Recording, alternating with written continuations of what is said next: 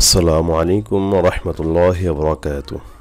আমি খালিদ সাইফুল্লাহ, এলেম সেবা চ্যানেলের পক্ষ থেকে আপনাদের সকলকে জানাই আন্তরিক শুভেচ্ছা ও মোবারকবাদ। আজ আমি নাদিয়াতুল কায়দা থেকে কোরআন শিক্ষার একটি কোর্স নিয়ে হাজির হয়েছি। একে একে ২৭টি পর্ব হয়ে গিয়েছে। আজকে ২৮ নম্বর পর্ব নিয়ে আলোচনা করব। কয়েকদিন আলোচনা করতেছি সাকিন নিয়ে। এই দাল অফিস ২ পর্যন্ত আমরা শেষ করেছি। তো আর এক লাইন আছে সাকিনের, এই লাইন শেষ হলে এবার মধ্যে হরফে চলে যাব। তো আপনারা আশা করি পূর্ণাঙ্গ ভিডিওটি দেখবেন। এছাড়াও আমার চ্যানেলে বেশ কয়েকটি কোরআন শিক্ষার কোর্স আছে, আপনারা চাইলে যে কোনো একটি দেখতে পারেন। এরপরে নাজারের অধ্যায় আছে, আম্পারের অধ্যায় আছে, মাসনুন দোয়ার অধ্যায় আছে, এরকম বিভিন্ন অধ্যায় আছে আমার চ্যানেলে। আপনারা আমার চ্যানেলের প্লেলিস্টে গেলে দেখতে পারবেন, অথবা আমার প্রতিটি ভিডিওর নিচে ডিসক্রিপশন বক্সেও প্রতিটি অধ্যায়ের লিঙ্ক দেওয়া থাকবে, আপনারা চাইলে দেখতে পারেন। এবং আমার ভিডিও যদি ভালো লাগে থাকে অবশ্যই ওনার কাছে শেয়ার করবেন। এবং এখনও যারা আমার চ্যানেলটি সাবস্ক্রাইব করেন না, অবশ্যই সাবস্ক্রাইব করে বেল বাটনটি বাজিয়ে দেবেন এবং আমার ভিডিও ভালো লাগে থাকলে ওনার কাছে শেয়ার করবেন। তাহলে আসুন আজকে শুরু করা যাক। বিসমিল্লাহির রহমানির রহিম। এই লাইনটা বাকি ছিল। হা সৎ পেশ হুস, হা সিন পেশ হুস, হা শিন পেশ হুস, হা সা পেশ হুস, হা ইয়া পেশ হুই, হা ওয়াও পেশ হু। দেখুন এখানে হা কিন্তু একটু কঠিন অক্ষর। আমি বরাবরই বলি যে আইন, হা এবং কফ, এই ৩টা অক্ষর আমাদের বাঙালি যারা আমরা আছি তাদের বেশিরভাগই হতে চায় না, উচ্চারণ সহি হয় না। আইন, হা এবং কফ, তো এই ৩টা হরফ অবশ্যই আপনারা যখনই আসবে তখন বারবার মস্ক করবেন, বারবার পড়বেন। যেমন এই লাইনটায় হা আছে, এই লাইনটা আপনি স্বাভাবিক অন্য অক্ষর যেমন দাল নুন পেশ দুন, এই লাইনটা আপনি পড়ছেন হলো 5 বার। তো এই লাইনটা অবশ্যই 10 বার কি 20 বার পড়বেন। কারণ হচ্ছে দাল স্বাভাবিকভাবে আমাদের উচ্চারণ হয়ে যায়, কিন্তু হা আমাদের স্বাভাবিকভাবে উচ্চারণ হয় না। যে কারণে আপনারা অবশ্যই এটা খেয়াল করে পড়তে হবে যেন হাটা গলার থেকে আসে। হা, হা সৎ পেশ হুস, হুস, হা সিন পেশ হুস, হা শিন পেশ হুস, হা সা পেশ হুস, হা ইয়া পেশ হুই, হা ওয়াও পেশ হু। পেশের পুরো জজমান ওয়া মদে হরফ এক টান হবে। নিচে আবার মদে হরফের উচ্চারণ রয়েছে। আপনারা এই হার লাইনটা আরও পড়েন ভালোভাবে। আমি পড়তেছি, খেয়াল করেন। হা সৎ পেশ হুস, হা সিন পেশ হুস, হা শিন পেশ হুস, হা সা পেশ হুস, হা ইয়া পেশ হুই, হা ওয়াও পেশ হু। এই সাকিনের উচ্চারণ যদি আপনি সঠিকভাবে আদায় করেন তাহলে আপনার তাসদিদ উচ্চারণ হয়ে যাবে। এরপর আপনার নাজারা পড়াটাও সহজ হবে। এই জন্য এটা সহজ মনে হইলেও আপনারা একটু বারবার বেশি করে পড়বেন। এটা মানে পারেন বিধায় ফাঁকি দিয়ে অল্প পরে চলে যাবেন এমনটি করবেন না। অবশ্যই আপনারা বেশি থেকে বেশি একটা লাইন 10 বার, 15 বার, 20 বার করে আদায় করার চেষ্টা করবেন। তাহলে আসুন এবার নিচে চলে যাওয়া যাক। এখানে মদের হরফ আমি আপনাদেরকে শিখিয়েছিলাম। জবরের বাম পাশে খালি আলিফ, জেরের বাম পাশে জজমালা ইয়া, পেশের বাম পাশে জজমালা ওয়াও, মদের হরফ। এটা অবশ্যই মুখস্থ করতে হবে। যে 4টি নিয়মের কথা বলছিলাম, হরকত, তানবিন, মদের হরকত এবং মদের হরফ, তার এই মদের হরফ হলো এটা। জবরের বাম পাশে খালি আলিফ, এই যে জবরের বাম পাশে খালি আলিফ, এই যে জেরের বাম পাশে জজমালা ইয়া, আর এই যে পেশের বাম পাশে জজমালা ওয়াও। এখানে দেখুন একটু সুন্দর একটা বিষয় দিয়েছে, বা জবর বা, এটা হরকতের উচ্চারণ। এক জবর এক জের এক পেশকে হরকত বলে। হরকতের উচ্চারণ তাড়াতাড়ি পড়তে হয়। তো বা জবর বা, কোনো টান হবে না কিন্তু এখানে একই, কিন্তু বা জবর বা। এখানে কিন্তু কী হয়েছে, জবরের বাম পাশে খালি আলিফ রয়েছে, জবরের বাম পাশে খালি আলিফ, যে কারণে এখানে এক আলিফ টান দিতে হবে। বা আলিফ জবর বা, উচ্চারণ কিন্তু একই, বা বা একই উচ্চারণ, কিন্তু একটা টান হবে একটা টান হবে না। এটা হলো হরকতের উচ্চারণ, এটা হলো মদের হরকতের উচ্চারণ, মদের হরফের উচ্চারণ।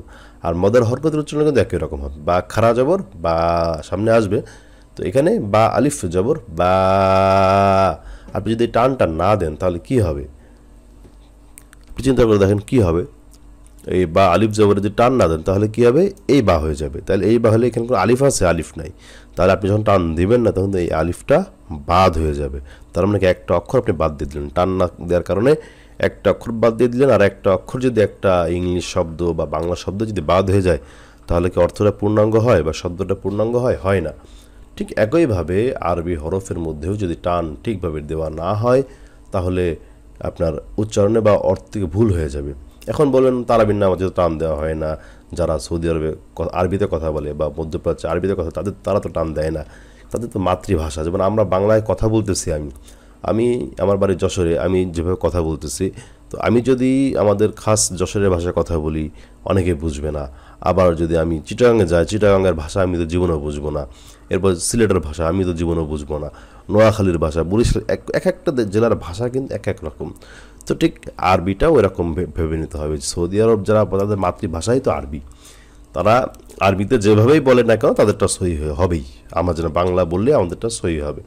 ঠিক একই রকমভাবে তারাবির নামাজে হাফেজ সাহেবরা যখন তেলাওয়াত করে, তো তারা টান মেনটেন করে তেলাওয়াত করা হয়। দ্রুত পড়লেও তাদের টান, তারা জানে কোথায় টান এবং কোথায় টান নাই, সেই ক্ষেত্রে তাদের এটা সমস্যা হবে না।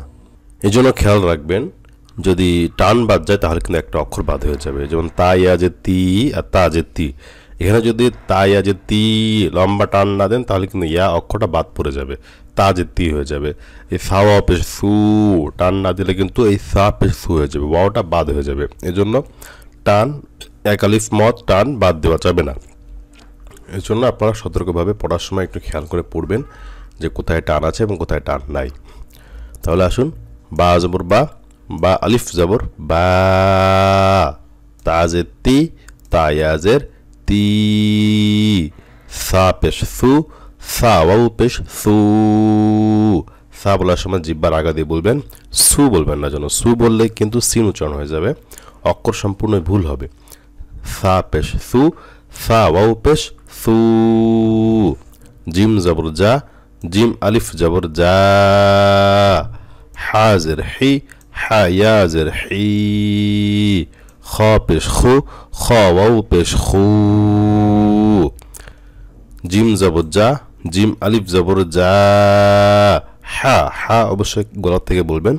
যখন এই কঠিন অক্ষরগুলো আসবে তখন এই হরফগুলো বারবার করে পড়বেন। হাজের হি, হায়াজের হি, খ পেশ খু, খ ওয়াও পেশ খু।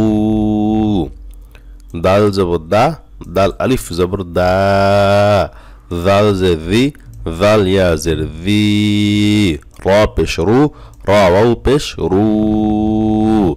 দাল জবর দা, দাল আলিফ জবর দা, জাল জের জি, জাল ইয়াজের জি, র পেশ রু, র ওয়াও পেশ রু।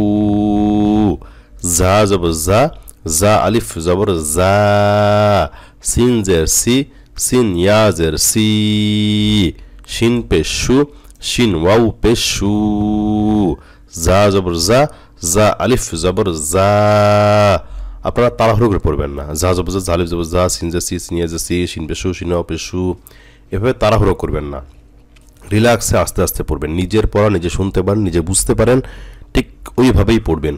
জা জবর জা, জা আলিফ জবর জা, সিন জের সি, সিন ইয়াজের সি, শিন পেশ শু, শিন ওয়াও পেশ শু।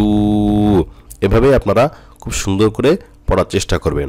আমি আরও একবার আপনাদেরকে প্রথম থেকে পড়ে দিচ্ছি যে কীভাবে সুন্দর করে পড়বেন।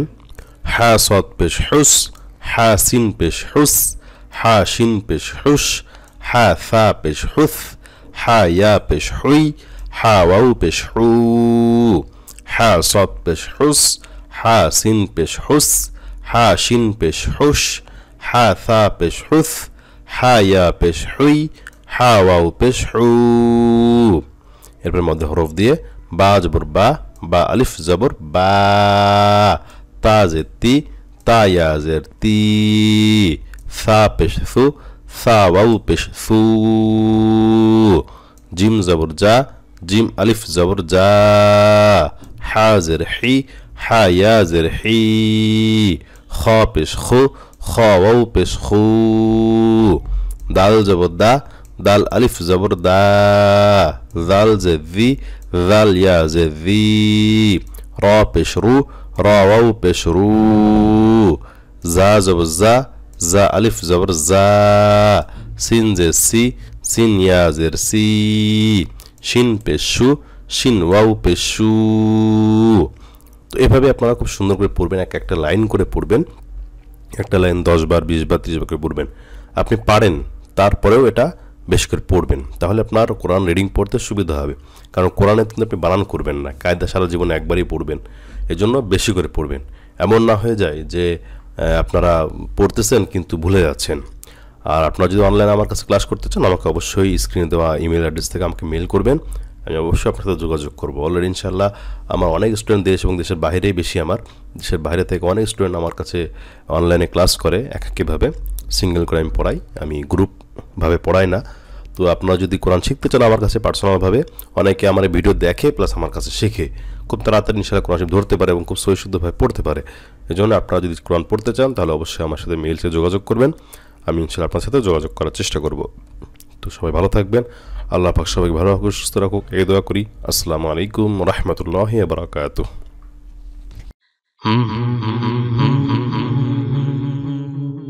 এলেম সেবা সর্বদা মানুষের কল্যাণে।